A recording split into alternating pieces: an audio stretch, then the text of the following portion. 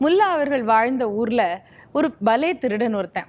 அவனுக்கு வேலையே என்னன்னா, எந்த பூட்டின வீடா இருந்தாலும் சரி, அந்த வீட்டை திறந்து உள்ள போய் அவனுக்கு என்னெல்லாம் திங்ஸ் வேணுமோ அதெல்லாம் எடுத்து கொண்டு போய் அவன் வீட்டில் வச்சுக்குவான். இதுதான் அவனுடைய வேலை. ஊருக்குள்ள ஒரு வீடு பாக்கி கிடையாது. இப்ப அவனுக்கு ஏதாவது ஒரு நல்ல நாற்காலி வேணும் அப்படின்னா, எந்த வீட்டில் இருக்கு அப்படின்னு நோட்டம் பார்த்துக்க வேண்டியது. அந்த வீட்டில் ஆட்கள் எங்கேயாவது வெளியூருக்கு போயிருக்கிற நேரம் எப்படியோ சாமர்த்தியமா அந்த கதவை திறந்து உள்ள போய் அவனுக்கு என்ன பொருள் வேணுமோ அதை மட்டும் எடுத்துட்டு போயிடுறது. முல்லா அவர்களுடைய வீடு. இந்த வீட்டையும் அவன் நோட்டம் பார்த்தான். முல்லாவுடைய வீட்டுக்கு போறான். நடுநிசி நேரம், வீடு பூட்டி கிடக்கு. சுத்தி நல்லா நோட்டம் பார்த்துட்டான். ஆள் வீட்டில் இல்லை.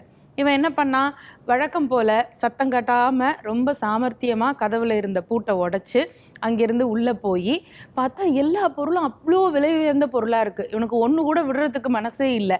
இன்னொரு கடுப்பு என்னன்னா, மற்ற வீடெல்லாம் இவன் போனோன்னு வேலையாயிடுச்சு. முல்லா மட்டும் கிட்டத்தட்ட 1 மாசம் 2 மாசமா அவனை அலைய விட்டாரா, அதனால ஒரு பொருளையும் மிச்சம் வைக்கக்கூடாது அப்படின்னு முடிவு பண்ணி எல்லா பொருளையும் வண்டியில ஏற்றி இவன் வீட்டுக்கு கொண்டு வந்து சேர்த்தான். கொண்டு வந்து சேர்த்து வீட்டை நல்லா அலங்காரம் பண்ணி எல்லாத்தையும் வச்சான். விடிய காலம் ஆச்சு. இவனுக்கு ரொம்ப அப்படியே களைப்பா இருந்துச்சு. சரி, ஆத்தங்கரையில போய் ஆத்துல ஒரு நல்ல ஒரு குளியலை போட்டு வருவோம், அப்புறம் வீட்டுக்கு வந்துருவோம் அப்படின்னு சொல்லிட்டு விடியற் காலையில அந்த குதிரைக்குட்டியில ஏறி ஆத்தங்கரைக்கு போறான். ஆத்துல நல்லா குளிச்சு குதிரைக்குட்டியும் குளிச்சு விட்டுட்டு இவன் திரும்ப வந்து பார்த்தா வீடு திறந்திருக்கு. என்ன பூட்டின வீடு திறந்திருக்கேன்னு உள்ள போய் பார்த்தா தெரியுது, அந்த முல்லா நடு கூடத்துல அவன் விரிச்சு வச்சிருந்த அந்த படுக்கையில, அந்த ஒய்யாரமான கட்டில்ல அவர் படுத்துக்கிட்டு இருக்காரு.